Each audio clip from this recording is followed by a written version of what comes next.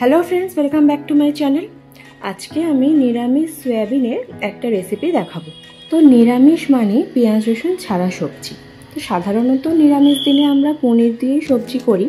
তো আজকে তোমাদেরকে আমি পেঁয়াজ রসুন ছাড়া সয়াবিনের রেসিপি দেখাবো। আজকে আমি সয়াবিনটা করব ছানা দিয়ে। তো আমি এখানে প্রথমে সয়াবিনটা সেদ্ধ করে নিব। এখানে জল বসিয়ে দিয়েছি। জলটা একটু গরম হয়ে গেলে ওর মধ্যে দিচ্ছি একটু লবণ।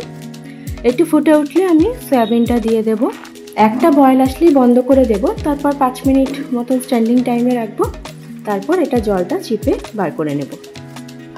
আর এদিকে আমি একটা মশলা তৈরি করব। তো আমি এখানে একটা বড় সাইজের টমেটো দিয়েছি, কটা কাজু বাদাম দিচ্ছি। বেশি কাজু বাদাম লাগবে না, 5-6টা মতন দিলেই হবে।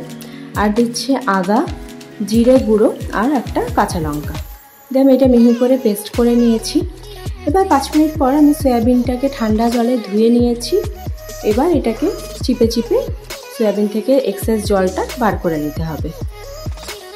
এবার কড়াইতে তেল দিয়ে সয়াবিনগুলোকে একটু ভেজে নিতে হবে। তো সয়াবিনটা একটু ভেজে নিলে সয়াবিনের কাঁচা গন্ধটা থাকে না। আমরা সবাই জানি সয়াবিন খাওয়া আমাদের শরীরের পক্ষে খুব ভালো। Soybean is a good source of vitamins, minerals, zero cholesterol, high in fibre, protein. সেই জন্য মাঝে মধ্যে ডায়েটে কিন্তু সয়াবিন রাখা ভালো। আর আমাদের বাড়িতেও আমার বাচ্চারা সয়াবিন পনির দুটোই খেতে বেশি পছন্দ করে। সেই জন্য মাছ মাংসর থেকেও সয়াবিন পনিরটাই আমাদের বাড়িতে বেশি হয়। তো আমার সয়াবিনটা ভাজা হয়ে গেছে। এবার কড়াইতে দিলাম তেল আর দিলাম বাটার। বাটারের বদলে ঘিও দেওয়া যেতে পারে। এবার আমি দিচ্ছি এর মধ্যে সাদা জিরে আর গোটা গরম মশলা ফোড়ন। গোটা গরম মশলার মধ্যে আমি দিয়েছি এলাচ আর দারচিনি। একটু ভাজা হলে এবার এর মধ্যে আমি আলুটা দিয়ে দেব। আলুটা এরকম ডুমো ডুমো করে কেটে নিতে হবে। এই সয়াবিনের রেসিপিতে আলু দিয়ে করলে বেশি ভালো লাগে। অবশ্য আলু ছাড়াও আপনারা করতে পারেন।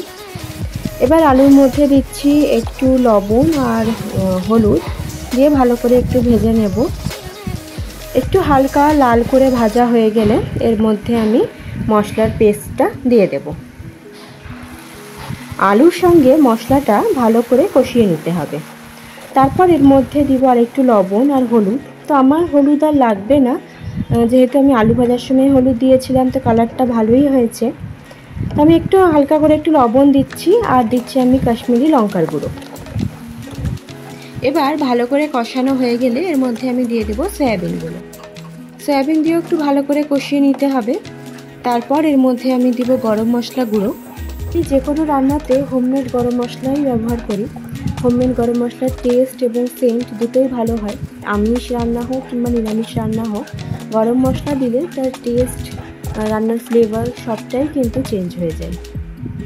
এবার সয়াবিন দিয়ে একটু কষানোর পর এর মধ্যে আমি দিয়ে দেব ছানা। ছানাটা আমি বাটিনি, এমনি ছানাই আমি এর মধ্যে দিয়েছি। এরকমভাবে সয়াবিন করলে সয়াবিনের টেস্ট একদম পাল্টিয়ে যায়। শুধু সয়াবিন নয়, আলুর দমও এইভাবে রান্না করলে খেতে ভালো লাগে। মশলা দিয়ে আলুটা কষে নেওয়ার পর লাস্টে যদি এরকমভাবে ছানা দিয়ে কষানো যায় তাহলে কিন্তু টেস্ট খুবই ভালো হয়।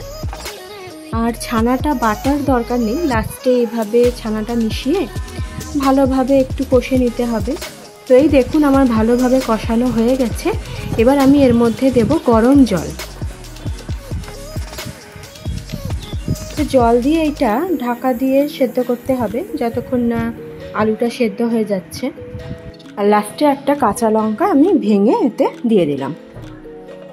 তো এই দেখো আমাদের সয়াবিনটা রান্না হয়ে গেছে, আলুটাও সেদ্ধ হয়ে গেছে। আর এই রেসিপির কি নাম দিব সেটা আমি বুঝতে পারলাম না। তোমরাই কমেন্টে জানিও যে এই রেসিপির কি নাম হলে ভালো লাগবে। ভাত রুটি সবের সাথেই কিন্তু এই সয়াবিনের তরকারিটা খাওয়া যাবে। সয়াবিন কিন্তু বাড়ির ছোট বড় সকলে খেতে ভালোবাসে।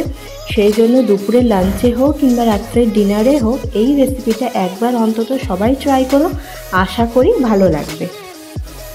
তাহলে আজকের ভিডিও এখানেই শেষ করছি। দেখা হবে নেক্সট ভিডিওতে। সবাই ভালো থেকো।